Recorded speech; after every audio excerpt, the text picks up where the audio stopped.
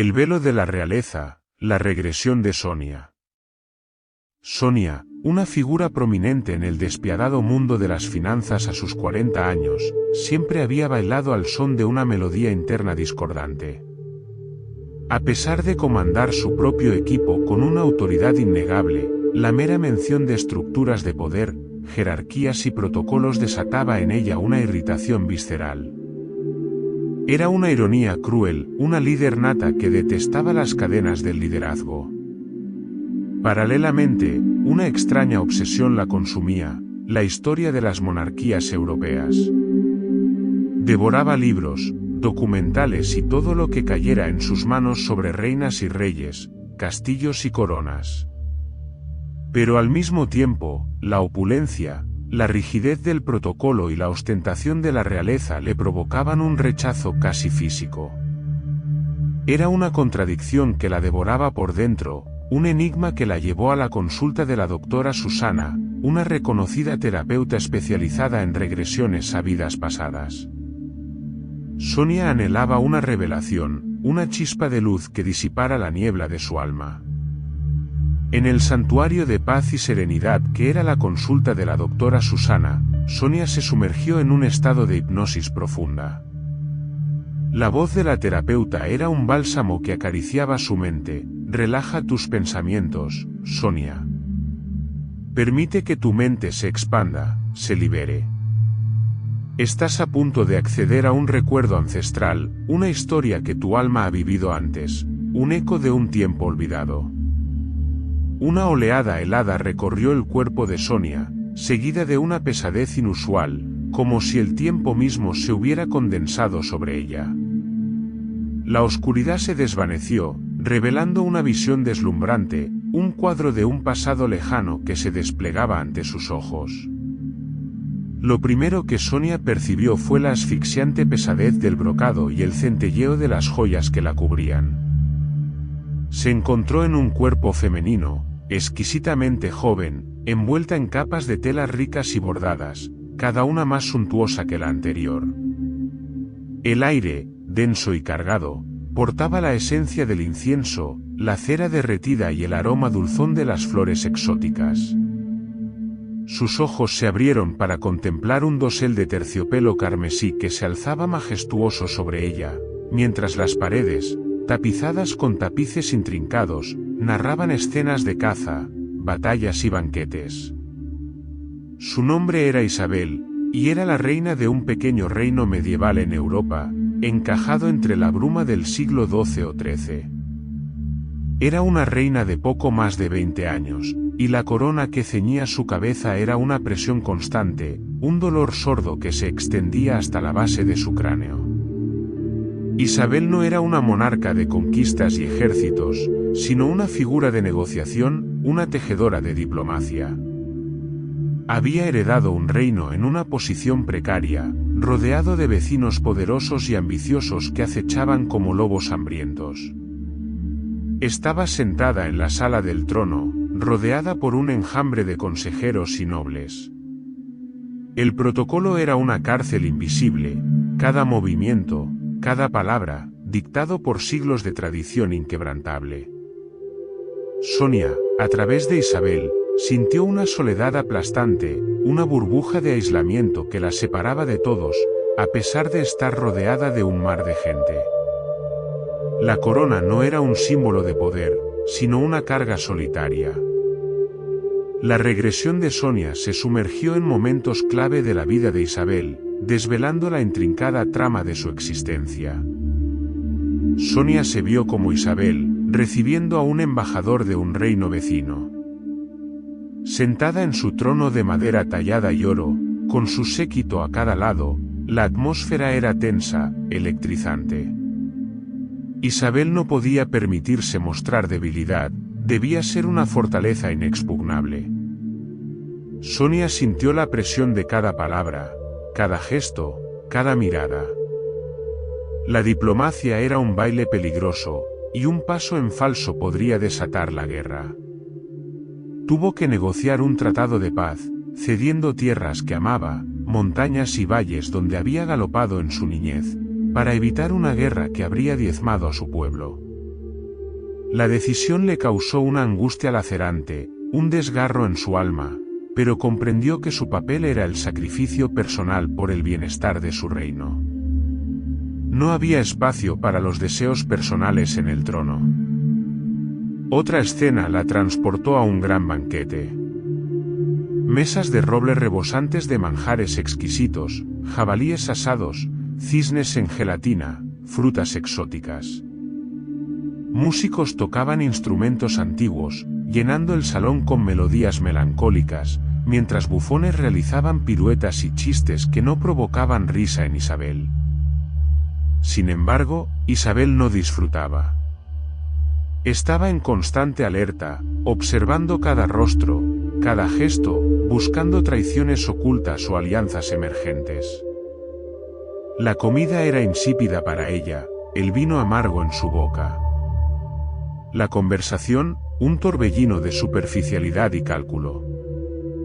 Sonia sintió la pesada carga de la pretensión, la necesidad de mantener una fachada de alegría y poder, mientras por dentro, la reina Isabel se sentía exhausta, vacía. Un momento de inesperado alivio llegó cuando Isabel, disfrazada con ropas sencillas y un velo que ocultaba su rostro, se escabulló de su castillo. Se mezcló con la gente en el bullicioso mercado, donde el aroma a pan recién horneado y especias exóticas flotaba en el aire. Escuchó sus quejas y esperanzas, sus risas y sus penas. Aquí, en medio del pueblo llano, Isabel sintió una conexión genuina, una liberación de las cadenas del protocolo que la asfixiaban. Pudo ver la vida real de su pueblo, sus luchas diarias y su resiliencia inquebrantable. Este era el único lugar donde Isabel sentía que podía ser ella misma, donde su empatía genuina podía florecer sin restricciones. Sonia percibió en este momento la dualidad de Isabel, la reina obligada por el deber y la mujer que anhelaba la simplicidad y la conexión humana, la calidez de un abrazo sincero. La regresión reveló un momento especialmente doloroso, un eco que resonaba con fuerza en el alma de Sonia, el matrimonio de Isabel. Había sido casada por conveniencia con un príncipe de un reino más poderoso, un hombre mucho mayor que ella, cuyo único interés era la expansión de su territorio y la consolidación de su linaje. No hubo amor, ni siquiera afecto. Sonia sintió la humillante sensación de ser una posesión, un peón en un cruel juego de ajedrez político. La falta de control sobre su propio cuerpo y destino, la obligación de producir herederos para asegurar la continuidad del reino, la llenó de una tristeza profunda y un resentimiento silencioso que la carcomía por dentro. Esta, Sonia comprendió, era la raíz de su propia incomodidad con las estructuras de poder, el recuerdo subconsciente de haber sido despojada de su agencia personal, de su libertad. En otro instante de la regresión, Sonia experimentó la traición. Isabel descubrió que uno de sus más leales consejeros, un hombre en quien había depositado su confianza, conspiraba secretamente con un reino rival para debilitar su posición. El descubrimiento fue un golpe devastador para Isabel. La desilusión y la ira se mezclaron con un miedo helado. Tuvo que actuar con astucia y disimulo, fingiendo ignorancia mientras tejía una red para exponer al traidor sin desatar un caos mayor. Sonia sintió el peso de la soledad que acompañaba a la corona, la incapacidad de confiar plenamente en nadie, la constante vigilancia, la paranoia que se aferraba a su alma como una enredadera venenosa. La traición no solo le robó la confianza, sino que también endureció su corazón, obligándola a erigir muros aún más altos a su alrededor. La vida de Isabel no solo fue de intrigas internas.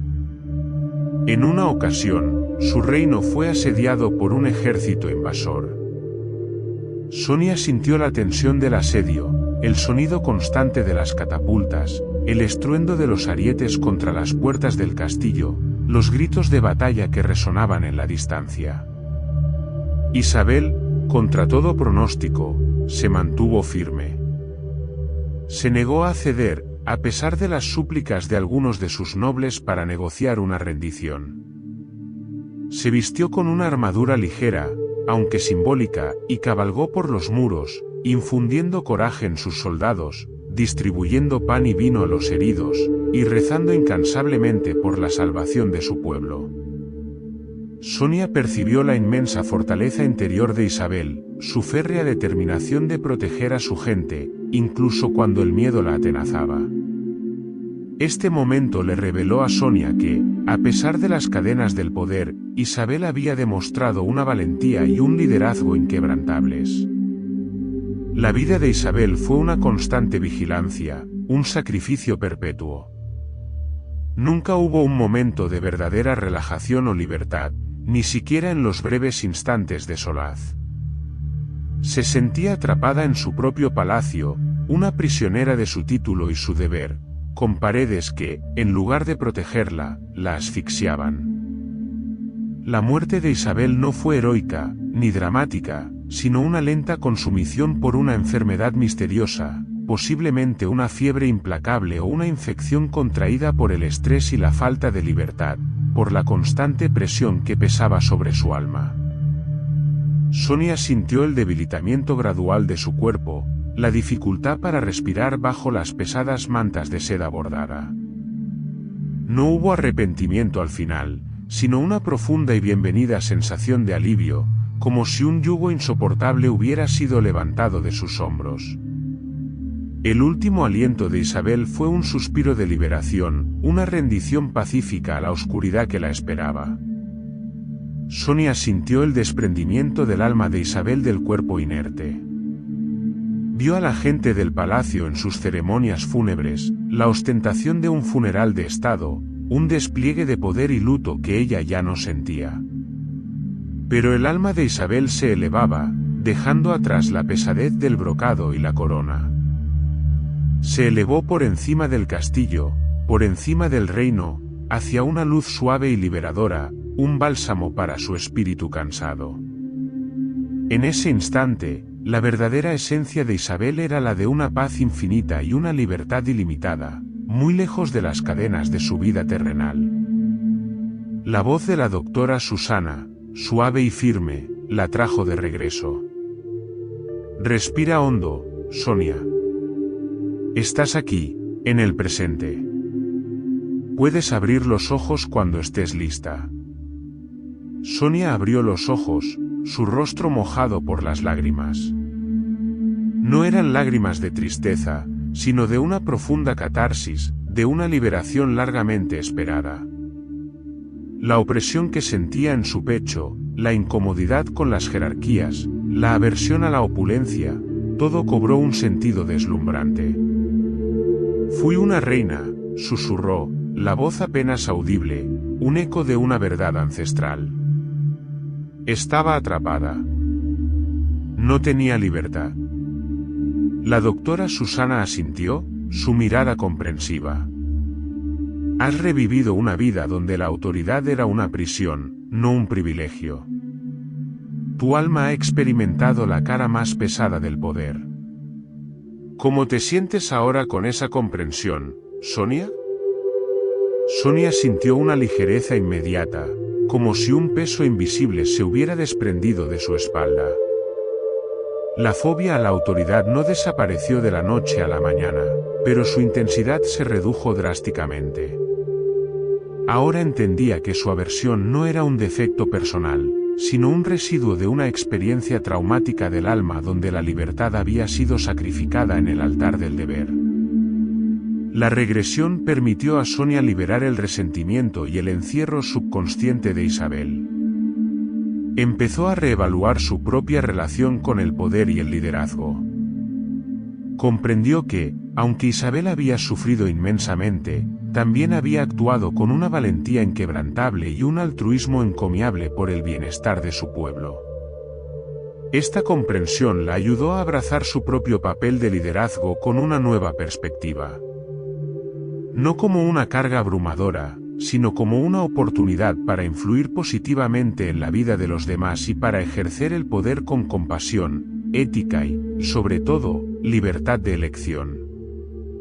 La historia de la reina Isabel, lejos de ser un mero recuerdo lejano, se convirtió en una guía poderosa para Sonia, permitiéndole vivir su vida actual con una mayor libertad, propósito y una comprensión más profunda de sí misma.